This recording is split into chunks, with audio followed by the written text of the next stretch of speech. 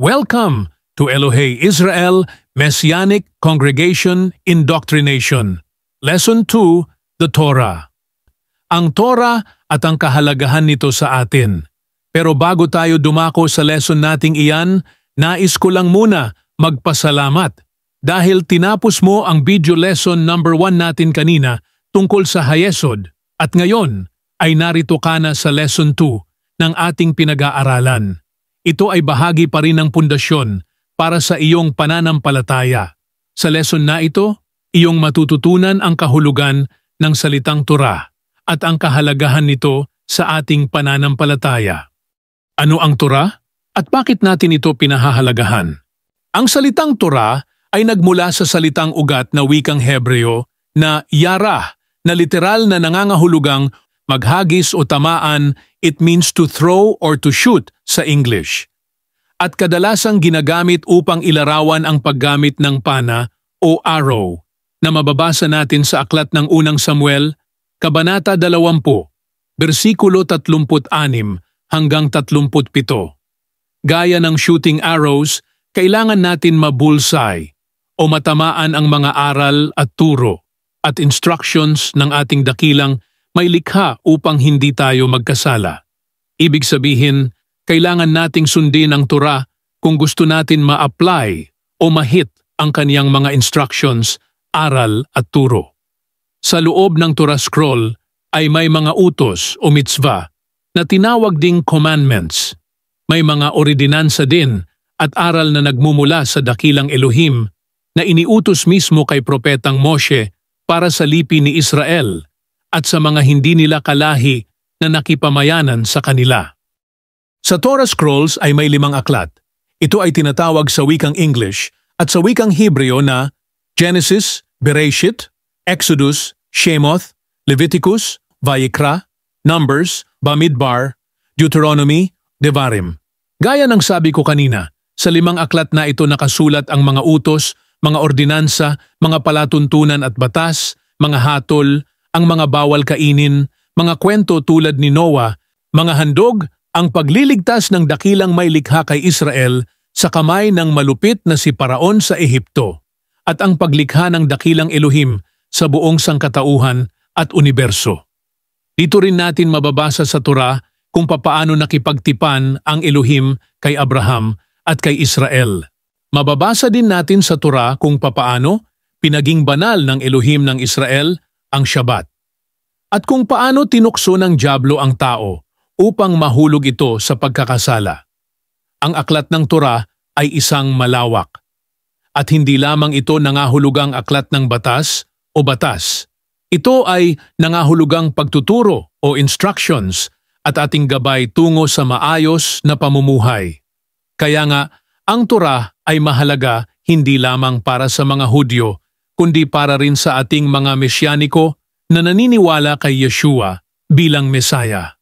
Dahil ito ang nagsisilbing gabay natin upang malaman natin kung paano tayo mamuhay ng maayos sa harapan ng Elohei Israel at sa ating kapwa. Sa Torah natin naunawaan kung paano magmahal sa Diyos at sa ating kapwa.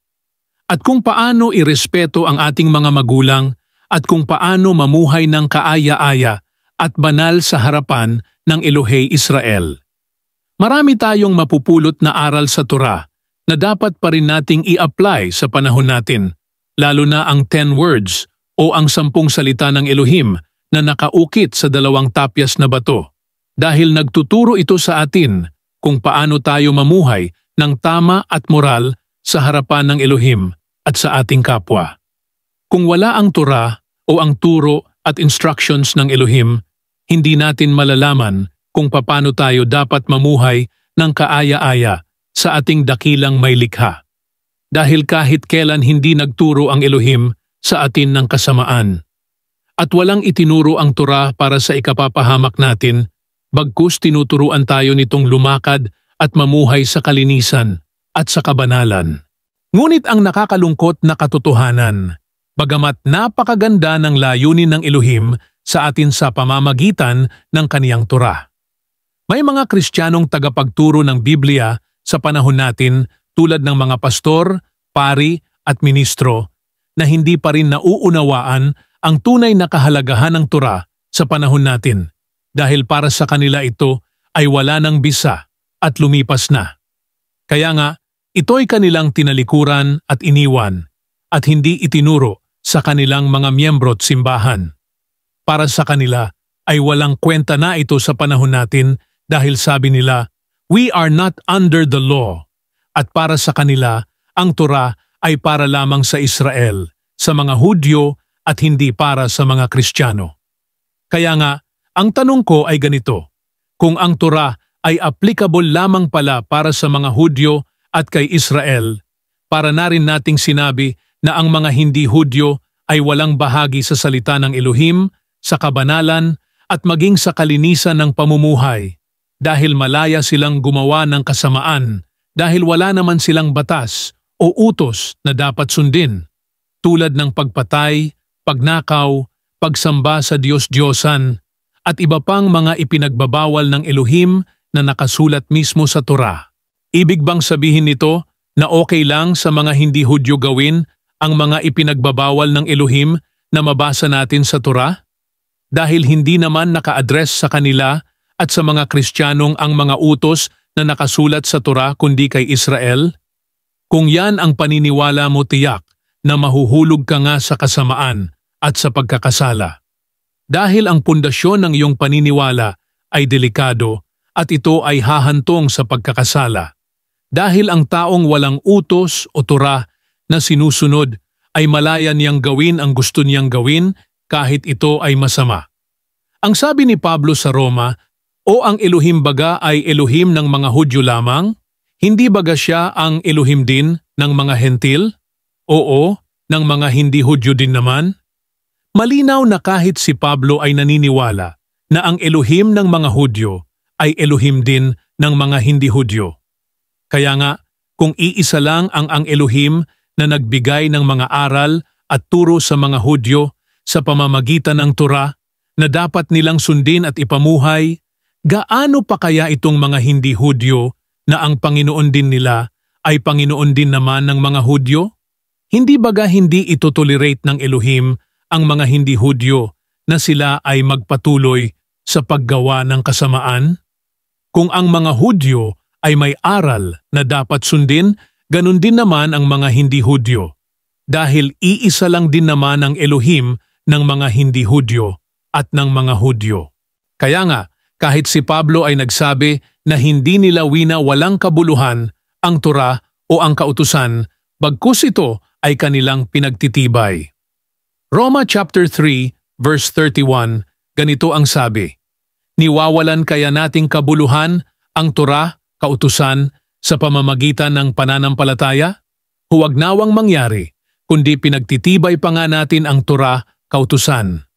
At ang conclusion pa nga ni Pablo sa Roma chapter 7 verse 12 na ang Torah ay banal at ang mga utos ay banal, matuwid at mabuti.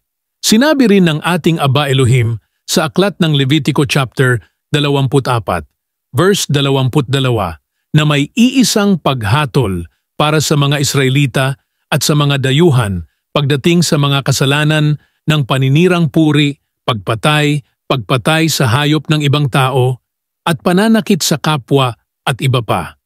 At sinasabi rin sa aklat ng Numbers chapter 15, verses 15 to 16 hanggang 29, may parehong ordinansa, Torah at paghatol para sa mga ibang lahi na hindi Hudyo na nakipamayanan sa kanila, magpakailanman sa lahat ng kanilang mga henerasyon. Sa katunayan, may propesya pa nga sa Biblia para sa huling mga araw na nagsasabi na ang mga taga-ibang bansa na hindi Hudyo ay lalakad sa landas ng mga Hudyo at susunod sa Torah. Ito ay mababasa natin sa Mikas chapter 4, verse 2, na maraming bansa ang pupunta at sasabihin, "Halikayo, umakyat tayo sa bundok ni Adonai, sa tahanan ng Elohim ni Jacob. Ituturo niya sa atin ang kaniyang mga kaparaanan at lalakad tayo sa kaniyang mga landas. Sapagkat mula sa Zion, lalabas ang Torah, at ang salita ni Adonai mula sa Jerusalem." Kaya nga, tayo ay naniniwala na ang propesiyang iyan ay nagsisimula na ngang mangyari at nangyayari na nga Dahil marami ng mga hindi Hudyo sa panahon natin na niyayakap na rin ang pananampalataya ng mga Hudyo. Sila yung mga taga-ibang bansa na nabubuksan na ang kanilang pangunawa tungkol sa Torah at sila ngayon ay bumabalik na sa pagsunod sa Torah. Ang Elohei Israel Messianic Congregation ay isa sa naging katuparan ng hulang ito.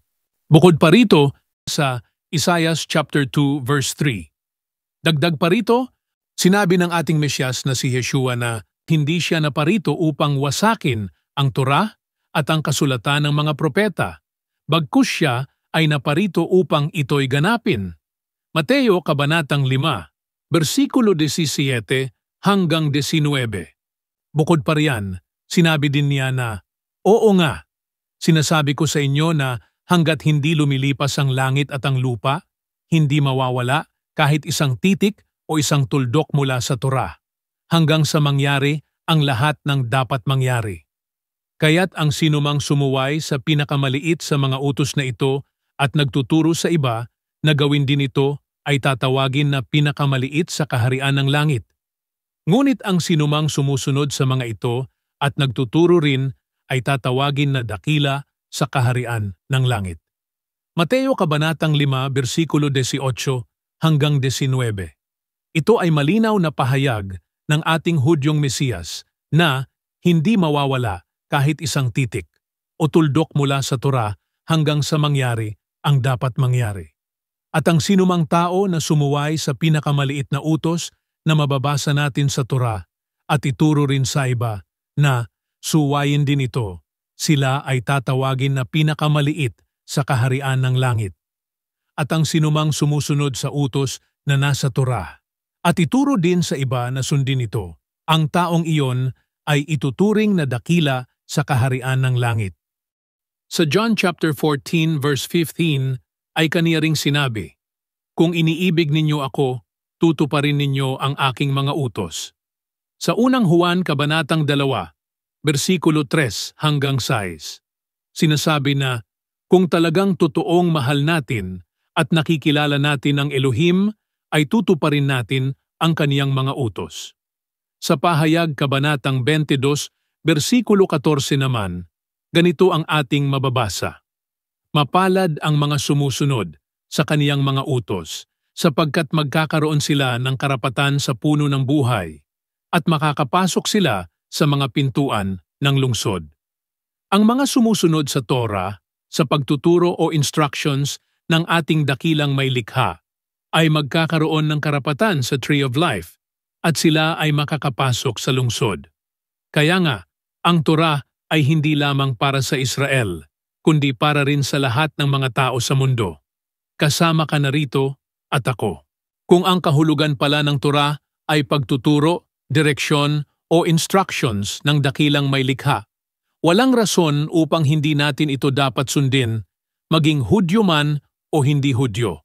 Kung nagustuhan mo ang aral na ito, huwag mong kaligtaan na panoorin ang susunod nating mga video at paki-subscribe ang YouTube channel na ito. Salamat at mapagpalang araw sa iyo.